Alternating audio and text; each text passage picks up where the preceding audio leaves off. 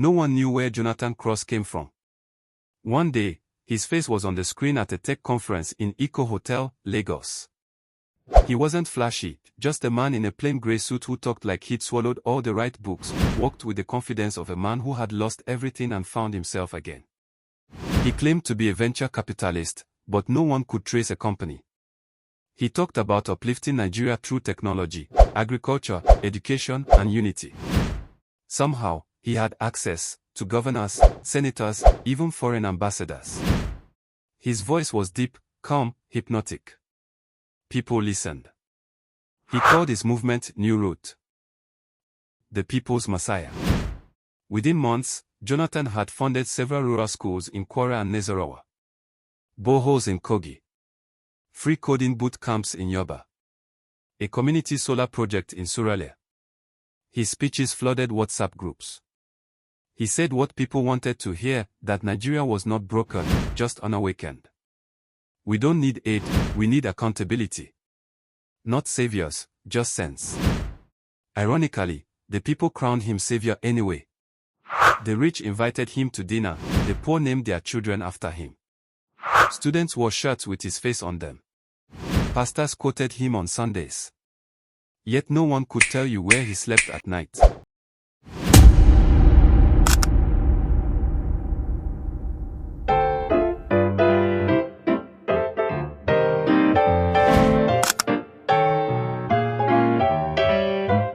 Amoka, a sharp investigative journalist from Abuja, was the first to question him. She requested an interview. He declined. She asked to see the books for New Route. He smiled and said, "The truth is a mirror, people only look into it when they are ready." He never said no, just enough to make her doubt her own questions. Still, Amoka dug. She found the schools were real, but the teachers weren't being paid. The boreholes were drying up. The coding boot camp had no graduates with jobs. It was all visible, but hollow. Optics over outcome. She published a piece. Jonathan Cross, Messiah or Mirage. It barely got any attention. People said she was jealous. Bitter. A tool of the corrupt elite. The middle-class mirage. In the mainland areas of Lagos, Ikeja, Suralere, Festac, Jonathan became a symbol of hope. He spoke about reducing rent, creating tech jobs, mentoring youth. People believed. He began selling New Route coins, a form of community investment. Put 10,000 Nigerian Nairas today, and in 6 months, it'll feed your future. Bankers, teachers, drivers, all invested. So did their mothers, friends, side chicks, and neighbors. The app was sleek. The returns came in, at first. Then one day, a man named Philip, a civil servant, couldn't access his 250,000 Nigerian Nairas. Then 10 more. Then 50. Jonathan blamed a cyber attack. "We are migrating servers," he said. "Stay rooted." And they did. In the villages near Jos, Jonathan arrived by chopper.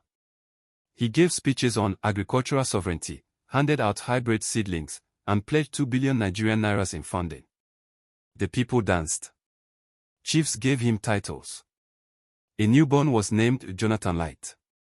But after a season, the seeds never sprouted. The fertilizers were expired. The cooperatives vanished. And still, people said, at least he tried.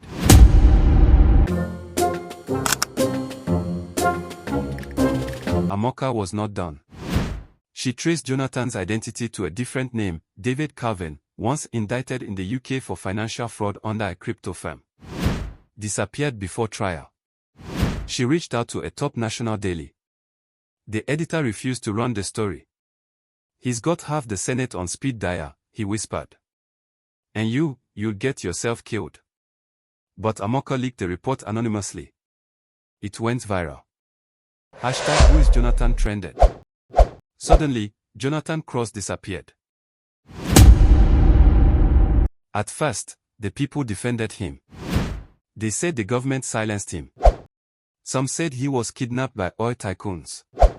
Others believed he was killed for getting too close to the truth. But then the new Root coin app crashed.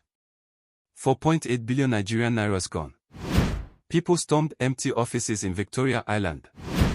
The free schools shut down overnight. Some teachers committed suicide. The solar grids failed. Villagers returned to drinking from streams. Jonathan's WhatsApp groups went dead. His lieutenants vanished. 8. The haunting truth. 6 months later, Amoka stood on a panel at a media conference. Jonathan Cross was not just one man, she said. He was a mirror of what desperation lets us believe. Of how we confuse charisma for credibility. The crowd was silent. People say he deceived us. But the truth is, we handed him the mask ourselves. A year after his disappearance, a video leaked online.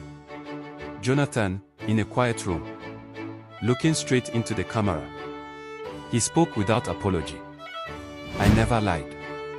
I sold you your own dreams. You wanted a hero. I gave you a name. You wanted miracles. I sold you mirrors. Hear what he says. The problem isn't me. The problem is your addiction to shortcuts. And I was your shortcut. And the worst part? You still want me back because of your greed, selfishness, and unrepentant addiction to shortcuts and proffering solutions to problems. Think. Change your ways, else I shall be back.